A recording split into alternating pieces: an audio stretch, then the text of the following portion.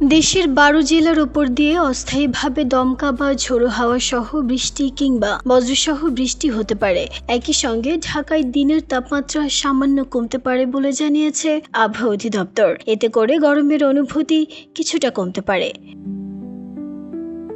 দেশের অভ্যন্তরীণ নদীবন্দরগুলোর জন্য দেয়া পূর্বাভাসে বলা হয়েছে, রংপুর, দিনাজপুর, বগুড়া, ময়মনসিংহ, ঢাকা, বরিশাল, পটুয়াখালী, কুমিল্লা, নোয়াখালী, চট্টগ্রাম, কক্সবাজার ও সিলেট অঞ্চলের উপর দিয়ে দক্ষিণ বা দক্ষিণ পূর্ব দিক থেকে ঘন্টায় ৪৫ থেকে ৬০ কিলোমিটার বেগে অস্থায়ীভাবে দমকা বা ঝোড়ো হাওয়া সহ বৃষ্টি কিংবা বজ্রসহ বৃষ্টি হতে পারে। এ কারণে এসব এলাকার নদীবন্দরগুলোকে ১ নম্বর সতর্ক সংকেত দেখাতে বলা হয়েছে।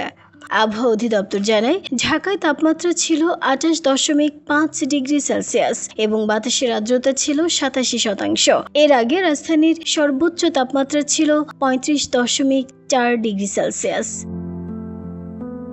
নাহিদা, স্মৃতি, দেশ রূপান্তর।